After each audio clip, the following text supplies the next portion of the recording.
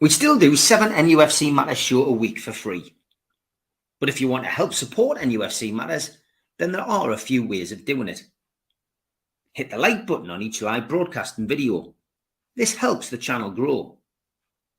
Hit the subscribe button and select the all notifications bell so you don't miss a single show. If you want to help us financially, then you can join the channel using this button with the membership starting at $1.99 a month. Or you can drop us a donation in the chat using a super sticker. We're also looking for sponsors. If you'd like your brand advertised on the flyers for the show and featured during the ad break, then email John at nufcmatters.com to arrange today.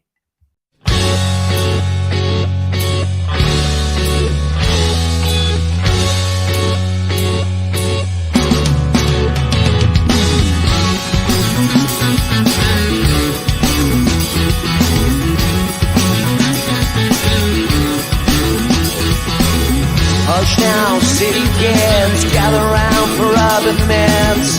Hush now, city kids. When it came to me after so long, I didn't have no choices in the streets where I was from. When I think about the pain, I didn't have no choices. I took what I had sworn. Hush now, city kids, gather round for rubbing mints. Hush now, city kids. But you know, they wouldn't let you have it any other way. Good evening, welcome to NUFC Matters Fans Forum, start of another week, and we start the show with sad news. Another passing, and it is Darren's phone. It's a very sad day, like today, when I say goodbye to a phone. You have served me well for all the hard work you've done. Rest in peace, little fella. Darren, we're going to dedicate this episode of NUFC Matters to your phone, Daz. What happened to it?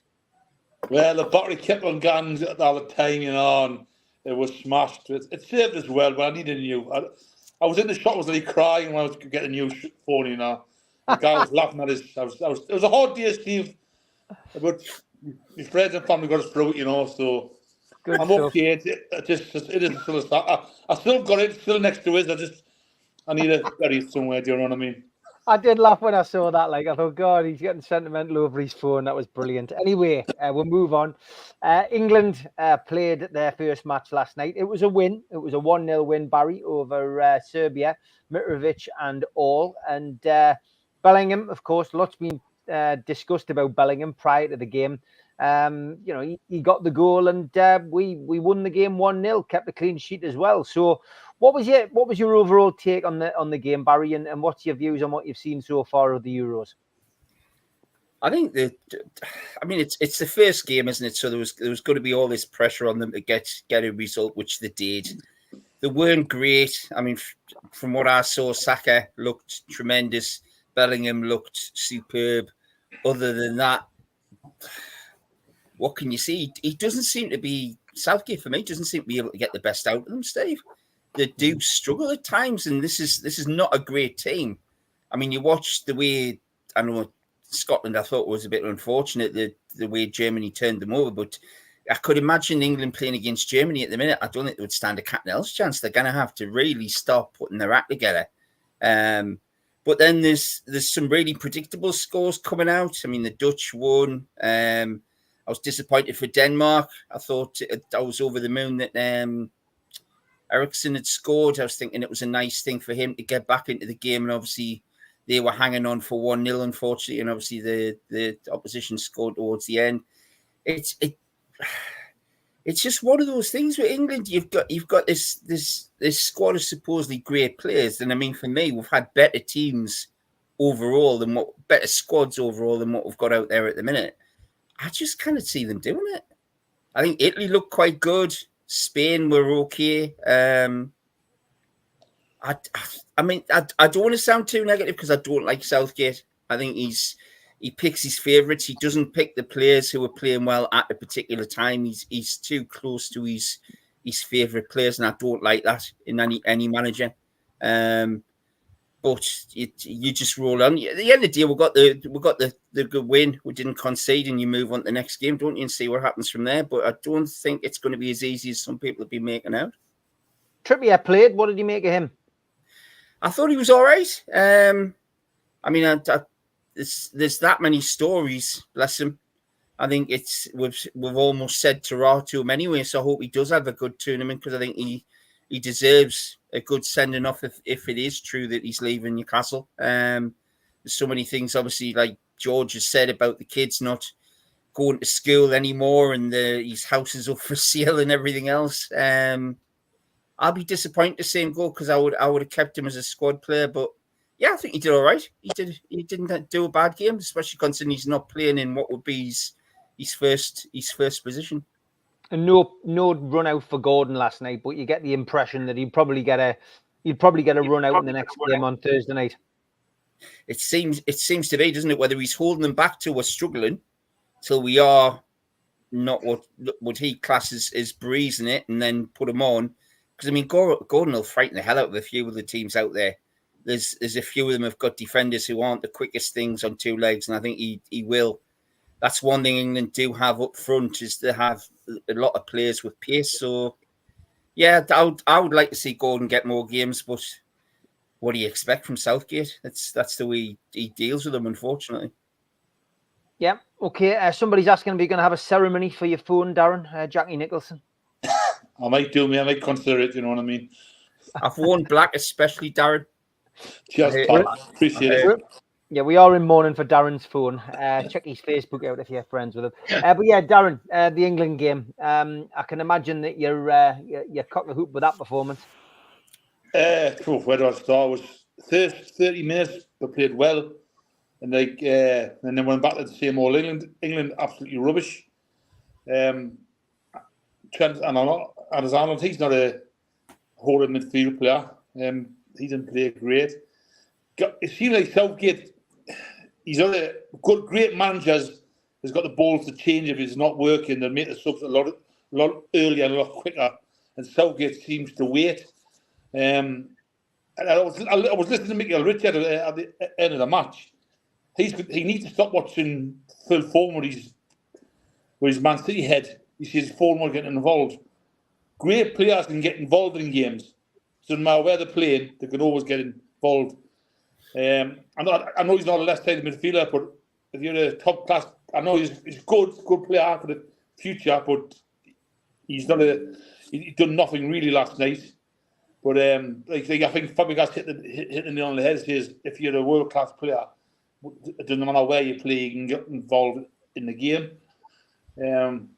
Like I said, I don't think we're going to win the Euros at all. I think we'll make. Get past. I think now we're going to get past the group stage if we're lucky. Then I think we'll go out. As soon as we play a half-decent team, we're going out. In my opinion, I think Southgate's got a clever thing. He's picked all the players who's in form, and once we go out, it'll be I picked who you wanted. Players in form who's playing regular, but he's got the experience in the camp. Trippier played all right left back, but it looked unbalanced halfway through the match. Like I say, he needed to make a quick change. He should have run Palmer off from Chelsea. He should have been on earlier. Gordon should have come on, change the flow of game. He let it too late in the game just to change it up. So we won by the skin of our teeth. I think we've done nothing else. Harry Kane has done the nice. He was only with a chance, but he's done not much really. Part of one chance, but I think Denmark will be a lot more trickier.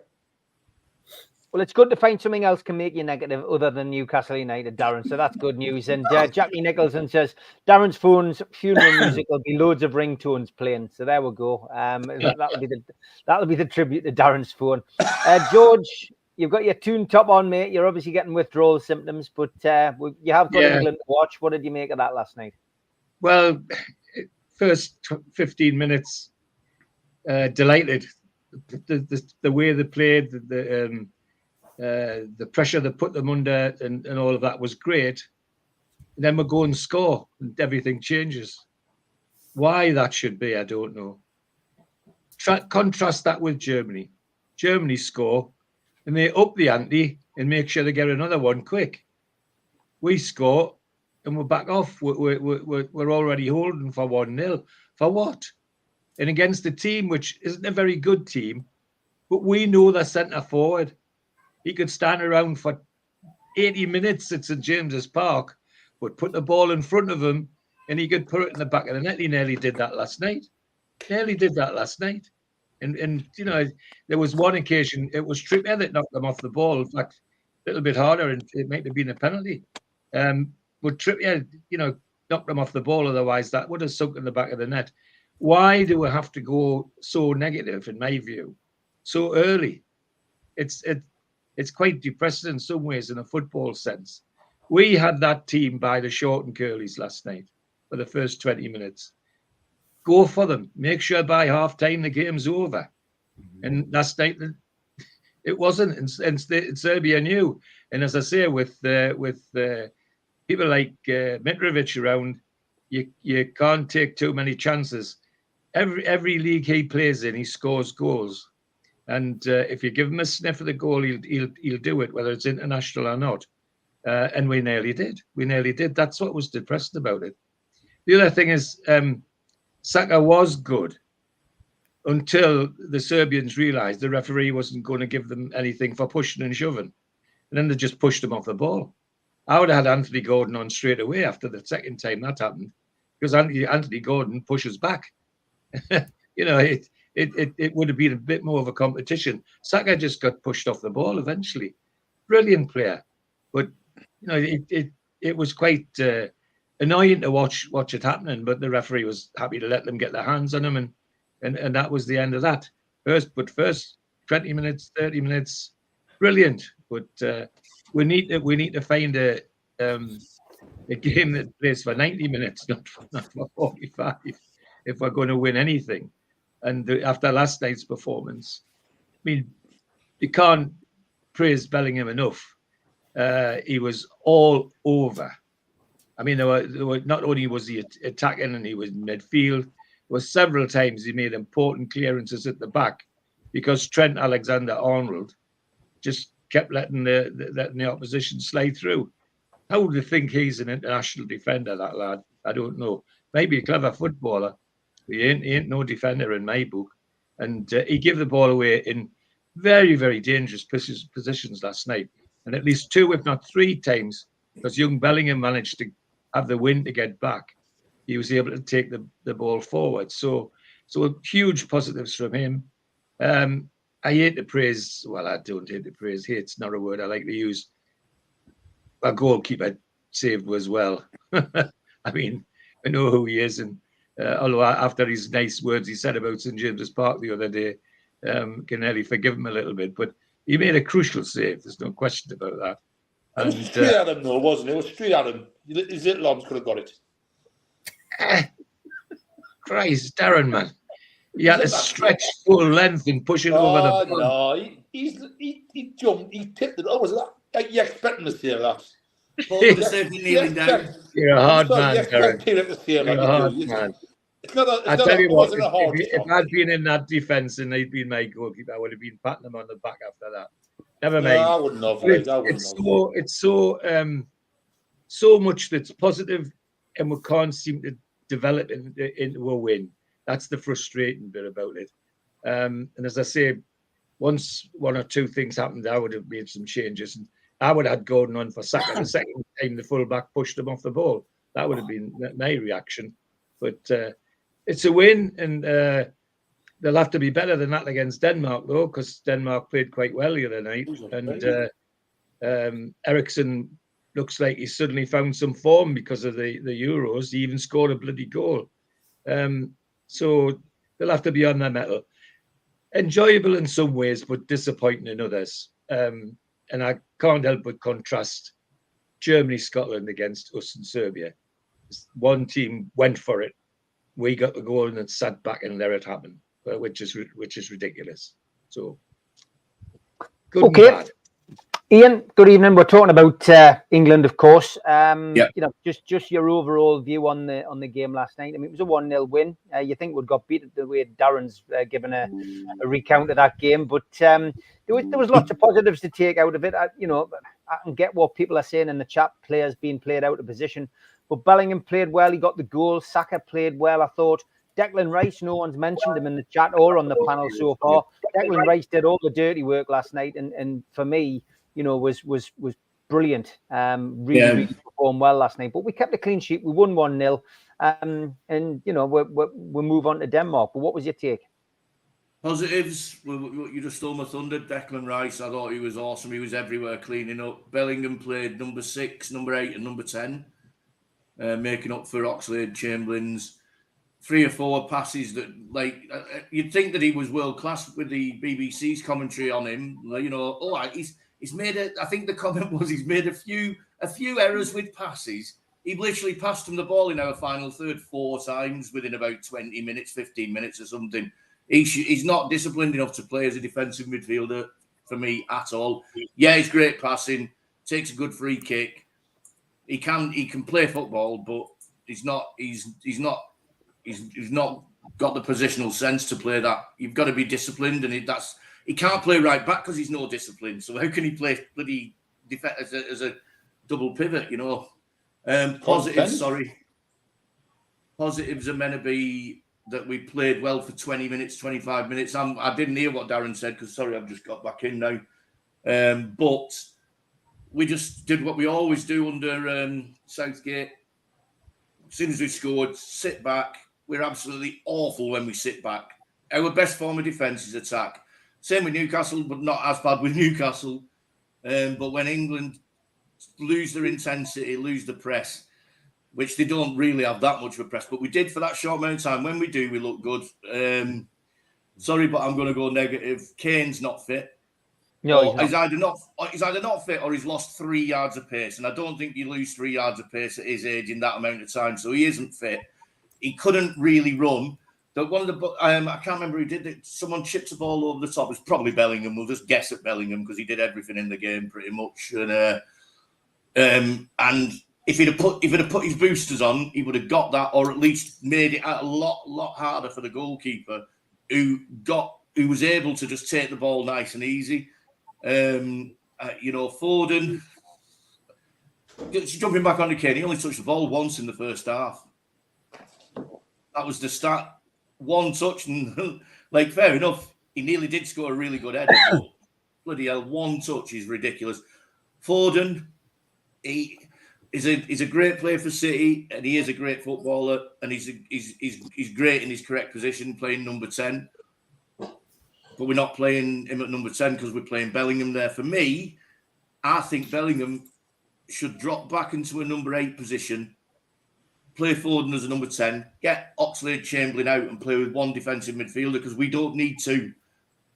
You know, I don't think we need 2 at this stage, certainly not against these teams. If we play pretty much similar to how Newcastle play, we'll win that, like, the majority of games, and at least we'll be on the front foot, you know, with that sort of 4-3-3 formation. Tripsy's playing out of position, but Foden didn't help him. If for me, Eze or Gordon, probably Gordon should be playing instead of him on the left. Gordon's better. I don't remember Foden dribbling past a player on the left-hand side. In the middle, he went past 1 or 2, and he certainly linked up fairly well. But that's not his position. He's meant to be, maybe not wide left, but he's meant to be on the left-hand side, and he was just drifting in all the time and leaving, and then it just left the left-hand, our left-hand side in defence wide open. As soon as they got the ball, they had 2 men over. So I would like to go, really positive. We've won the first game, which we don't do that often anyway. But to be honest, same old. If we play like that against against 6 teams, I reckon I could name that would absolutely tear us a new arsehole if we play like that against them. So they've got to do something to sort it out. And the main thing is if Kane's not fit, don't play him. It's pointless. How many times we've gone through this? You know, him hobbling around on the pitch. We have got 2 other strikers who can play. and Foden should not be playing on the left. So if Bellingham plays in the middle and he's not going to change formation, like I said, and pull Bellingham back and put him in front, then get him off. You know what I mean? That's what I think. Put Gordon on, then at least we've got two wingers driving at him. Because I know Saka, he might have got pushed over a few times, but he won quite a few fouls as well, and he did play well for me. I thought he played well. He just ran out of steam. So yeah, that's it. Yeah, good stuff. Good assessment. Spenny, what's your thoughts on the England game, mate? Are you as into the England scene as you are Newcastle? No, I'm not. I don't watch hardly England at all, to be honest. I'm only watching in these competitions. Yep. I can say why people twist about England now, because I watched them last night. The pile of shit. But watching-wise, the result counts in these games, like all cup games do. So we won our first game. And I don't think we win many of our first games in the tournaments anyway. Trippier, for me, he's not a left back. I'll be watching myself. When he's going down the left-hand side, he's trying to get on his right foot. He's too right-footed for me to be a left back. So as Shaw's fit, he'll be in, and I don't think Trippier will get a game after that. Apparently he's fit now. But he was decent enough. I don't know if that video was right where I saw about him taking injections when he had cramp as well, when he was getting physioed as well. I've seen that. They've passed him a tube or something, and he stuck it in and he's put it on his knee. So if it wasn't an injection, I don't know what it was. Yeah. For me, Conor Gallagher, I couldn't believe why he keeps coming on. Because me, he's not. I don't rate him at all. I think he's overrated totally. For me, I think Cole Palmer should be on before any of them. The way he's playing that last season, and Foden is never a left winger. Left winger, he should be up top with Bellingham for that game, and should have had a left winger. You know why? I think it should have been left winger, which Gordon obviously. But for me, Cole Palmer should be ahead of Conor Gallagher without a doubt coming on the pitch. Rice, as the lad said, he was outstanding. Future England captain for me after Kane. And Kane dribbled more singing the national anthem than he did on the pitch for 90 minutes. But for me, it's a win. First game. Just move on. Very good. Very good. Alan, thoughts on the match last night, mate? And it's a welcome break from Newcastle United and £50 million budgets. So just focus on that for now. Well, I think with another free transfer anyway, Steve. So my bet's safe with Stu. He cheers up every time on a Sunday because I have to laugh. If we're going to spend 200 million, like I said on the show last night, I'll vote for the Labour Party in the election. But anyway, beside the point. I thought basically Bellingham was the new Gascoigne. Absolutely superb.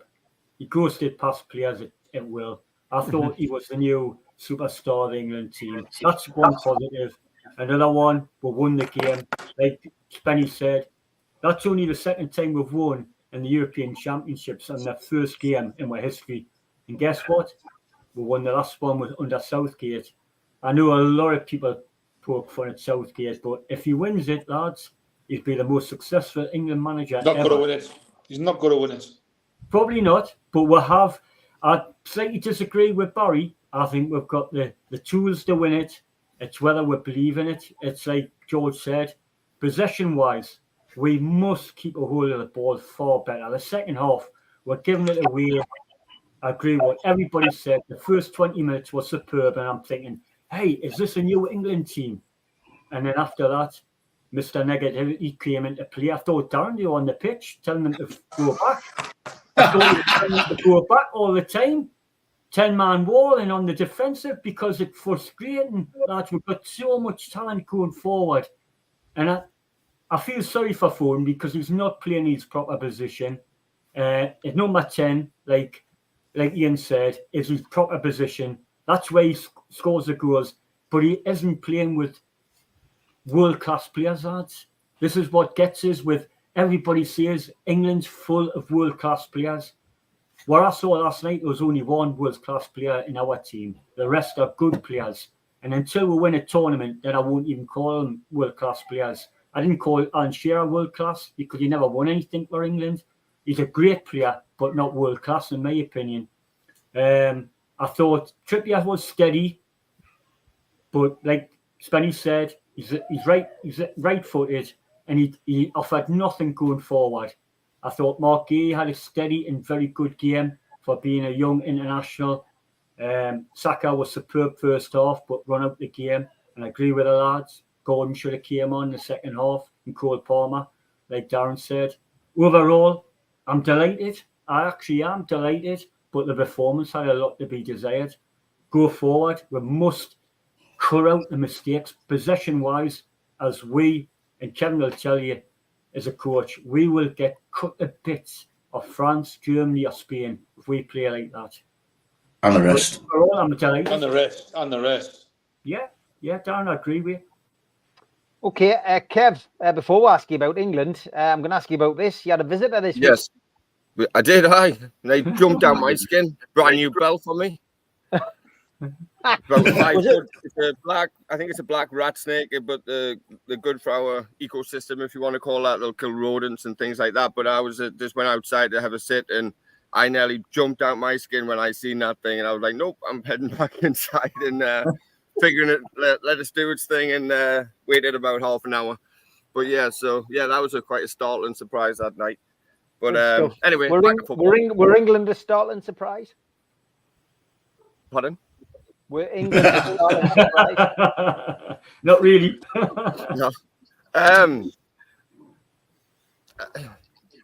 want to be positive because I know tournament football is all about wins and not conceding, but being absolutely blunt and honest, and I'm going to be with Darren, I'm going to be negative because that was an absolute pile of garbage. No, there's a reason why. It's not just because you just want to say it's crap because it's crap. No, we were too narrow. I thought we were very, very narrow in the midfield. Phil Foden tucking in was not ideal because Trippier can't overlap because he's not left-footed. I thought obviously Kyle Walker didn't do the same thing. They were pushing high. He only overlapped once, didn't he? But he made the pass for Saka, which I probably disagree with everybody. I thought Saka was poor. I thought he was the one who was carrying an injury. I thought he was genuinely poor. He only got for the goal, which is fair enough. It took a massive deflection, and Bellingham said it was absolutely again world class. But I thought overall it was just so negative, and I agree with George. It was negative. Every time we got the ball in an advanced area in the attacking third, the ball went backwards first. Yeah. And that's not the way England play football.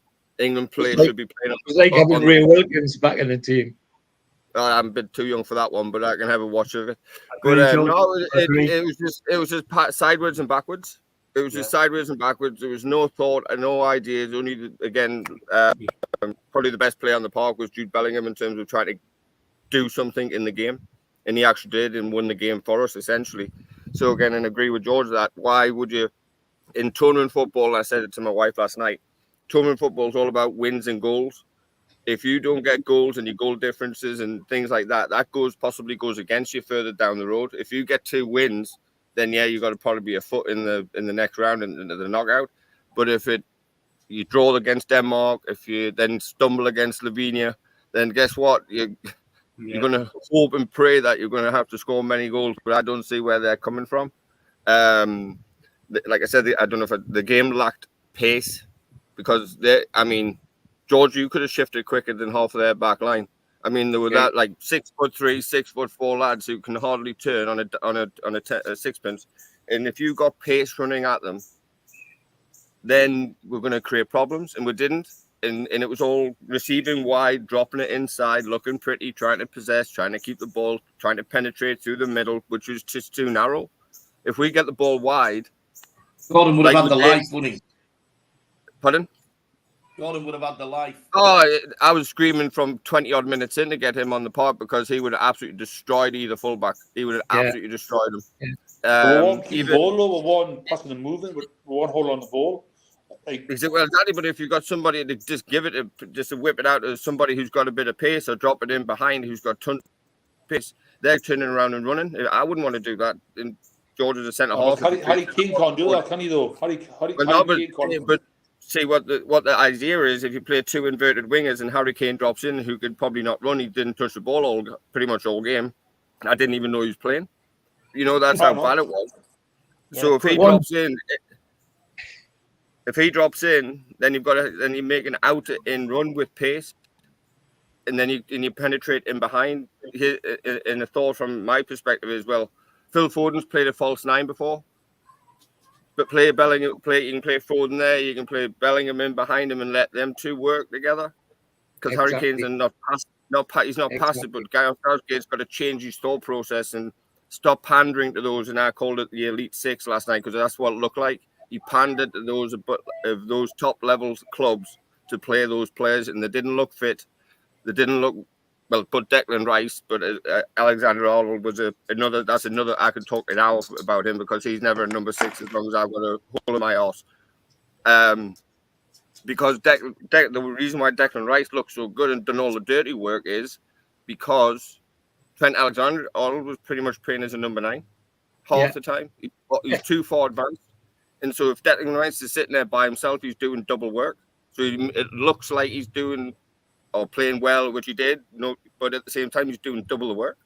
So again, you can change your shape. You can go 4-3-3, whatever you want to do. But you've got to put the right pegs in the right holes. You can't play square pegs and round holes in tournament football because you'll get found out.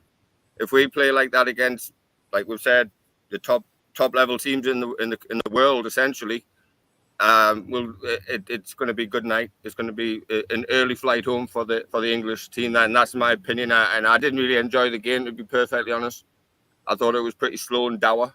It was just poor. It's like Bruce Ball, to be honest. I've got to be honest. I enjoyed the first half. The second half, it went into it was like a pressure game. I agree to a degree. It was like watching Bruce Ball. I do think that Gareth Southgate manages the England team as if it's a club team, and I think that's wrong. Yeah. And I think we're back into the same situation that I said I feared would be in, which is that we've got two great players in Foden and Bellingham who are very similar in style and the way they play and where they want to play in the England team, and it's just so reminiscent of Lampard and Gerrard. We can't decide, so we play both of them, and it's Scholes. Remember when Scholes was out on the left? And it's at the detriment of the team. So what Gareth really needs to do, if he's got any ambition of winning it, and I still think if he let the reins off and he grew some balls and decided, right, okay, I'm going to play at Bellingham. Bellingham deserves it. He scored the match winner.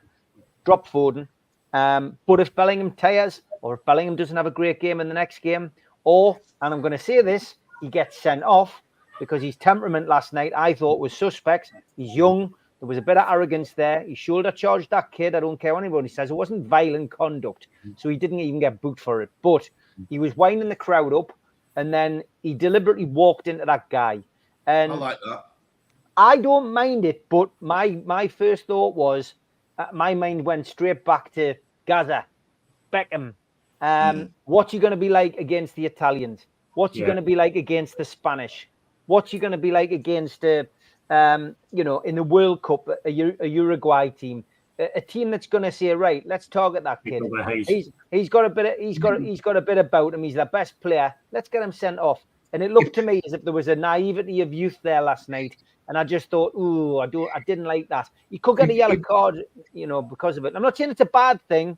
But he needs to, if that is in his game, Stevie plays against the British Spanish twice a week, man. He does, yeah. But I'm just saying, in World Tournament football and European Tournament football, the referees like to make a point, George. If he gets away with that, he gets away with that every week. But this is England, and we've seen it with Beckham.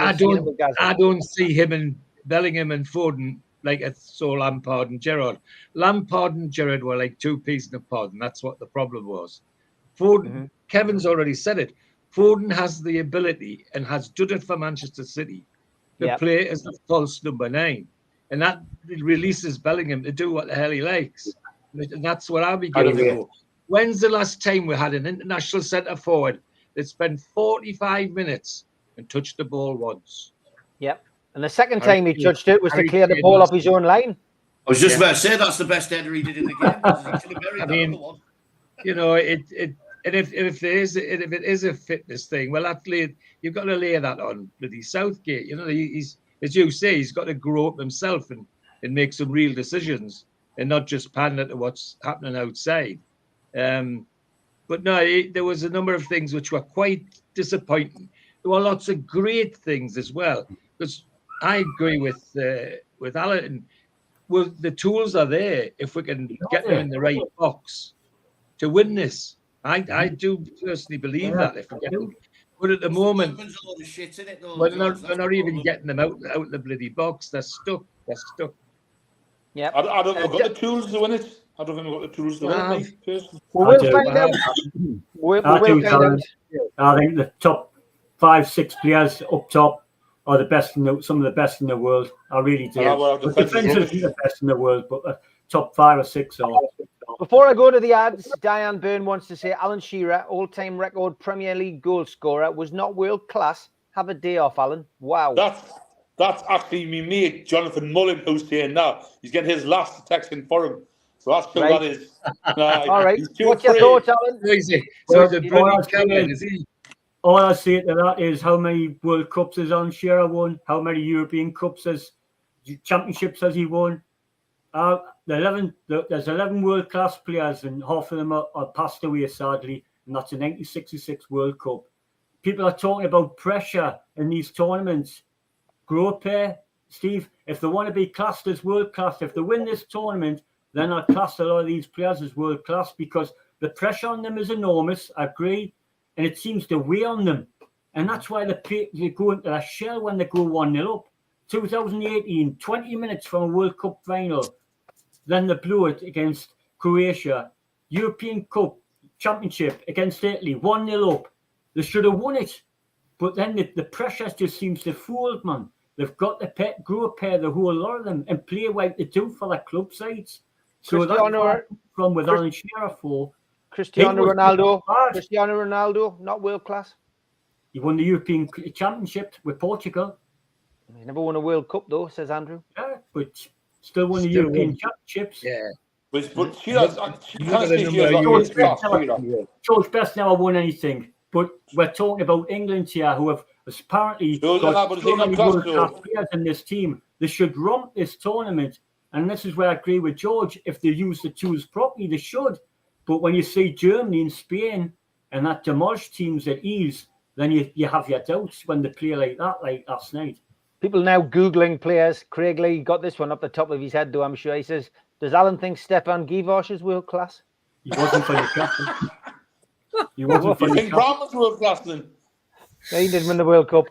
Okay, I think we've had enough of that. We'll get Alan out of the hole and we'll move on to the ads. A big thanks to all our sponsors.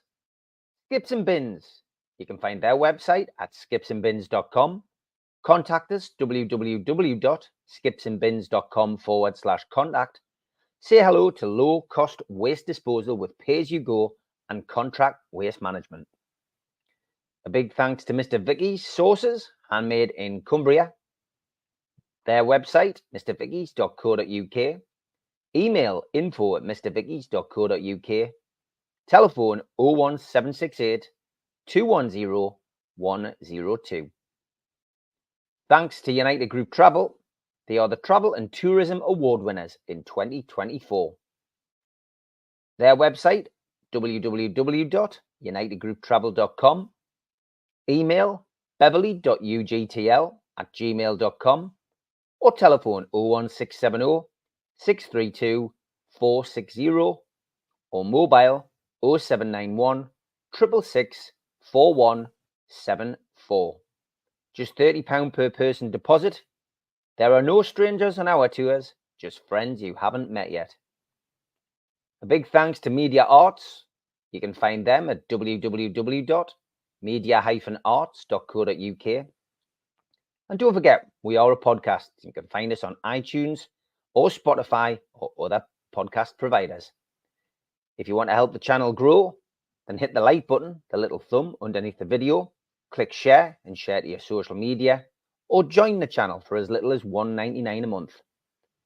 If you want to take out a one-off payment membership, go to nufcmatters.com and hit membership. And for a £25 fee, you get a scarf, a cup, a pen, and a membership card. You can also put a smartphone over the top of this QR code. It'll take you straight there. And don't forget, we also help the food bank on this channel. nufcfansfoodbank.co.uk is a website where you can make a virtual donation today.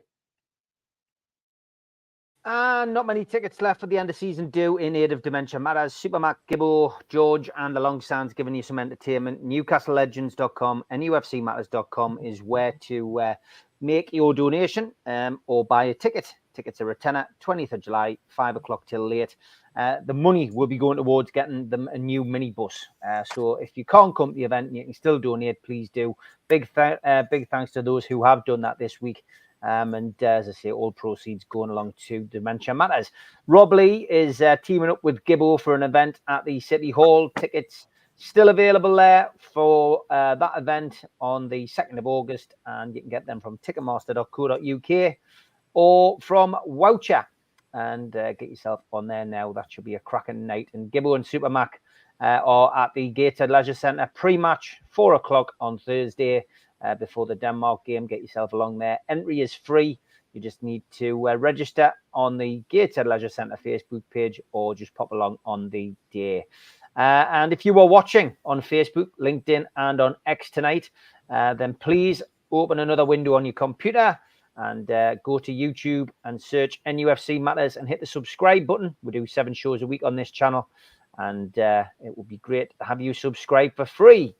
Okay, fixtures are out tomorrow, and Barry, back with you now, mate. Just simple question for everybody. Who would you like to see Newcastle for the first game of the season? Oh, God. That's not an easy question.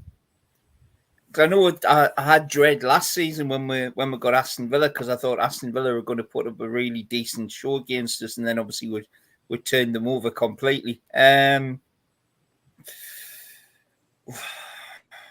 Chelsea at home. I would like to give them a bit payback for what they did with Tosin. I'd like to pull them apart at St James's. So I'm going to go Chelsea at home, Steve. Chelsea at home, and that's your logic. Yeah.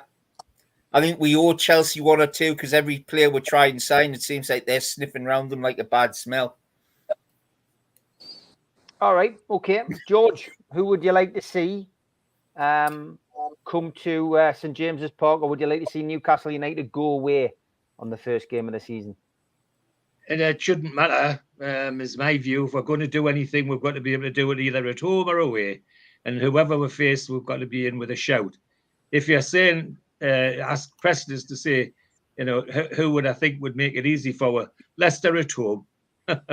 After they've just had that points deduction. All right, Kev, what about you, mate? Anybody you fancy? Again, one of any of the 19 at home, but I'll go, just because I don't really like the lad, and as a coach, I would want to have Arsenal at home. Similar to, just to put one up them, just to really say, here you're in another title fight, we're pushing for a top 4. I would take Man United at home. Anyone at home. Or you could look at it the other way and go Southampton away and get that longest trip of the season out of the way first. But again, agree with George, you have to it doesn't really matter. As long as we get off on the front foot and get a win, it doesn't really matter. But I would like Arsenal and Man United at home. Okay, Arsenal and Man United at home. Darren, what about you, mate? I would rather play away first and have the last game seen at home. So I think I'll Everton away. Everton away. All right, okay. Any reason why you would go for Everton and not like a Leicester or a team that's been promoted? I don't know. One team would get a bottom team, and then we get like a top middle team. So I don't know. I just don't mind Everton because they're shite. So you get little arms. You know what I mean? Belgium have equalised. Dubravka breached finally. It's 1-1 with 4 minutes to go. That one's a good goal. Nothing wrong with that at all. Looked like Lukaku as well, I think, who scored it. Ian, first game of the season, mate. Man United at home. Give them a stuffing.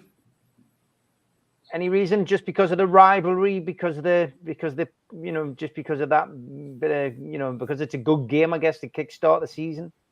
Because it's right next to my birthday. Because it's my birthday on the 12th, so it'd be a nice present to stick one up them. I think we'll beat them at home as well. I think we'll have the number at home. So yeah, get them out of the way. Get 3 points on the board. City's not a bad call as well. If you're going to play them, you might as well play them early because they generally don't start that well. So maybe City at home, even get that out of the way. See if we can get something against them. Get off to a good start. All right, Spenny. I would have Arsenal and Man City at home. It's usually a bad start for some of the big teams because obviously with the Euros have got a lot of players playing in different teams. Haven't played with the team in pre-season as much, which we have. We've only got a couple out really. So for me, either one and then get a good start and get a break on there. Probably we end up with Liverpool. You usually end up with Liverpool at Christmas. Yeah. It always pans out, or Man United as well. So for me, City on Arsenal. Unbelievably, I've put the kiss of death onto Belgium's goal because now VAR are checking it. The referee's gone to the screen, and there's a minute touch of a finger, and they're going to a sound goal review on the screen. Goal review. Which proves that, because what they're doing is that they're reviewing like the cricket on the ball, and there's obviously there's a contact. chip in the ball, isn't there? So there's contact, and this referee is going to chalk this goal off. I'm fairly sure. We'll stay with it. He's coming away from the screen. He's having a bit of thought. He's done the TV, and he's waved the goal away. Belgium have scored twice as off and had both goals disallowed. Slovakia can't believe their luck. That's just unbelievable. It really is. But that's what happens if someone farts or something when they do it. What does that one do? What do they do? Well, if it's a fart, it's a bigger spike on the ball than if you just touch the ball. Computer says no anyway. As boss says no again. Okay, Alan. After your groundbreaking comment about Alan Shearer, which lit the chat up, I'm waiting to see what you're going to say about this. Southampton away. Team have got full of world-class players. And it's not a bite, is it? So everybody thinks because you score a few goals, you're world class. It's just I've got a high bar. That's just what our class is world class is something different to other people. So Southampton away, get it out the way. You're right, Alan. Honest, Messi wasn't world class, was he? Messi wasn't world class, and he wouldn't world class. He's not world class, then, is he? No. Great stuff. Stephen Kennedy says anyone but Leicester, they'll be up for it if they've got a points deduction. So trying harder. Give me Forest home or away. Man United at home with Ashworth on the pitch at half time, doing a bit of gardening on the divots. I love that idea. Ian says you're a comedian, Alan. He takes it with a pinch of salt, I guess, which is good. That's what you want. Everybody's got different opinions. Yeah. Thoughts on the semi. Beautiful game, Alan. Thoughts on the semi-automated VAR, Kevin? I think that's a great topic, to be honest. I've just seen you put that in the chat, and I haven't watched enough. I haven't watched enough of the Euros so far to be able to give an honest opinion on it. So you've asked the question. I'm going to come to you. Have you been watching it? What's your thoughts? Is it better? I think it is, and it's quicker, and it's defined. I watched every game. I've had a luxury here that we get 3 games a day, and I watch everything from a job, obviously, and see how the trends are going in the game. But this automated system with the chip in the ball, with the goal line decision systems, what they put in place, it rules out doubt. It rules out even. It's like I play FIFA a little bit on my PS5, but that's exactly the same thing, and it'll immediately tell you. And there's no conjecture between it. It is or it isn't. Even if it's an elbow, what I seen earlier today or yesterday, but not every decision's reviewed. Not everything's put under the microscope. It's only goal scoring things. There's clear, definitive reasons what they're looking at. Versus in the Premier League, they look at everything.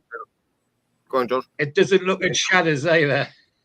Exactly, and you can't do that in automated systems. It looks at solid things, not shadows. Now I seen it today, Kevin, and exactly. I thought it was brilliant.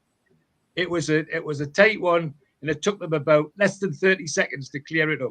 Yep. On. Yep. Decision made. Yep. Done. No argument. No argument. But then you look at it from an injuries perspective. We're waiting 5, 6, 7 minutes for a decision to be made, and then people are standing around. Then you got to go again at high intensity. Now with this, you can see that it's done. Everybody knows. We'll just move on, and we'll just like have a quick water break, a drinks break, and then we're back out on the field and play. It's not extended. It's shortened. But every decision, what I've seen, they've pretty much got right. I haven't seen the one with the fingertip with the sound, which is a different one, but they're getting things right. They're doing it properly. So I can see that being integrated into the Premier League. I hope it does. So yeah. Dave says there, the semi-automated offsides are settled in seconds, where ours would take 5 or 6 minutes. Barry, is this a good thing? Would you like to see this in the Premier League? I think definitely. I mean, there's so much stick that goes to VAR about the people who are doing it are biased, the refs against their friends, and there's accusations of not wanting to dub their mates in. So why not? I mean, we've said it a few times, Steve, about it being, we've got some of the best computer technology in the world. Why not take that pressure away and let the software do it? It's obviously working from what the guys are saying. I mean, I haven't seen a great deal of it, but anything that helps make it a bit quicker and a bit more impartial, it's got to be worth having a go at. Okay. Well, go on, George. Yeah, go for it. Well, the important thing for me is it takes the human element out of it almost altogether. And that's the bit that I can't get with VAR. And that's why people think it's corrupt, because there's somebody at Stockley Park, 300 mile away, making decisions on what? Why don't they get on, like the cricket and the rugby and the rugby league, why don't they get on and tell everybody out loud so everybody, the spectators, can hear? This takes that away even. It's in the ball, and once it's decided, that's it. No argument, no discussion, and there can be... You then got to start... People that start saying the balls are corrupt. Well, there's the thing that says corrupt balls. Yes, no, it's got to be better. It's got to be better. And as I say, I watched 2 today, and within less than 30 seconds, 2 very important decisions were made about goals, which made a big difference to the games. And nobody on the screen, nobody in the commentary box was complaining. And I don't think any of the fans were complaining either, because they could see exactly what happened. And that's what we need. So, it's good for me. Good start anyway. All right. Darren, what's your thoughts on it? Oh, the offside is much better, but you're always going to get Mr. Vorman on a tackle, or that's always going to be the case, isn't it? You know what I mean? Like a bad tackle, you also be a penalty. Mr. Vorman, we will see them for that. But for the offside, it's perfect. No complain. It's fast. It's quicker. But on the bad tackle or a penalty, you're always going to get Mr. Vorman get involved in the game. But that's where the time goes. So I can't see that changing anytime soon. Ian, are you up for this? If I mean, somebody just said there the PGMOL reject it. So obviously we're not going to see it in the Premier League now, but we may well see it in the future if there's a sway of support for it, people think it's worked better, and if there's facts and figures to back it up, it could be an opportunity for the Premier League to maybe bring this in some way, shape, or form. Yeah, the PGMOL are going to reject it because it means that they can't have an influence over the end result of games. Yeah. Simple as that. I don't care. I thought they accepted it, Steve. I thought they accepted it, and it wasn't coming forced to January. Three people in the chat saying they rejected it, but I've not looked at it. Accepted it, and it wasn't coming in till the December of this season, and people are wondering why it wasn't going to be. But it was on Sky Sports, Steve, during the summer that back in the last season that they have to train the personnel to use it. So I'm sure it's definitely coming in. I was under the impression it was, but it wasn't coming in until December this season, to be fair. Why would they bring it in halfway through a season? Why would they bring it through halfway through a season? Staff, Steve, that was the reason. They're kind of bringing it through a season because it's got to be from the start. Yeah, it doesn't make sense that. I'm Googling it now. It says, in light of the recent VAR dispute involving Luis Diaz's disallowed goal for Liverpool, they're talking about it here. But it hasn't been... Yeah, Premier League clubs rejected idea of using semi-automated offside. So it's the Premier League clubs that have rejected it, apparently. The ones that are corrupt are making it even more corrupt. Well, no, it's all of them. Which makes no sense, does it? In my opinion. Well, yeah, it's ridiculous. It was used in the Champions League, though, George, PSG against Dan Burn's goal. The Dan Burn goal that got given, it was used and it worked fine. The reason why it took so long was because they were wondering about the handball on themselves, if you remember. Yeah. Some people are saying it's happening, other people are saying it's not. So there's the only article that I can find at the top of the Google search list is to 2023, I'm afraid, folks. So at the moment, it doesn't look as if it's coming in. Look at that ridiculous decisions, 3 decisions in the Arsenal game, where the players were standing around late at night in the middle of a game for nearly 10 minutes, getting cold, while they checked 3 decisions on VAR. With the automatic system, the offside one wouldn't even need to be looked at. And if there was anything other than handballs and things like that, that would go as well. So it cuts the time down altogether. But for me, the important thing for me is gets rid of the human element. And that's what's wrong with VAR for me. Not the system, it's the idiots that's doing it. Okay, Slovakia beat Belgium 1-0. That's final now. Belgium players haven't got an idea how they've lost that game, to be honest. Spenny, coming to you next on this. Just your thoughts on that. I think we've had everyone else's view, haven't we? We've gone round in circles and jumped all over the place tonight, but I think I've got everybody. So it's down to you and Alan now. What would you like to see it come in? From what we can gather, it has been rejected, and there hasn't been a review. Yeah, anything that keeps the game flowing for me and doesn't get it stopped. End of the day, you there to watch a football game, not to be players standing about for 15 minutes waiting for a decision to happen. I think a lot of people wouldn't mind being semi-automated as well, instead of spending a lot of money on Viagra. Oh, dear me. Alan, bring a bit of normality back. Would you like to see it in, yes or no? Yes, definitely. You saw it in the very first game, lads, with Scotland. Germany were 4-5-0 up. They had a goal disallowed in the second half. Worked perfectly there. He was half 6 inches offside. Showed you it's much quicker, much faster, and like Spenny says, semi-automated, fantastic. Great stuff. Slightly different one tonight, obviously with the Euros on. I'm going to come and do a Q&A. I know you guys out there do like a Q&A with me every now and then, so I'm going to do one tomorrow night, 6 o'clock. Wednesday night, Talk of the Tune will be on at 6 with Sid and Rob. Thursday, Super Mac will be on doing a quick Q&A at 11 in the morning, because obviously the England game's 5 o'clock kickoff in the UK on Thursday, and then Friday at the Amigos, usual time of 5. But as always, thanks to Alan, to Spenny, to Ian, to Darren, to Kevin, to George, and to Barry, and everybody in the chat as well. Go on, Kev. Just a quick prayer from my wife. She's got foot surgery on Thursday.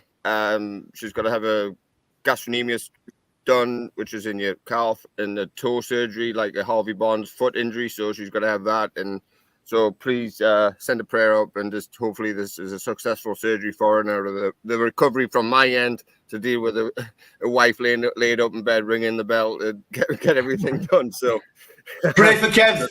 Pray for Kev. Pray for Kev. Yeah, right, man. Take care, everybody. You haven't spent a penny yet. You better safe. Until tomorrow, take care. See you later, guys. See you, lads. Cheers, lads. See you, everybody. Bye-bye.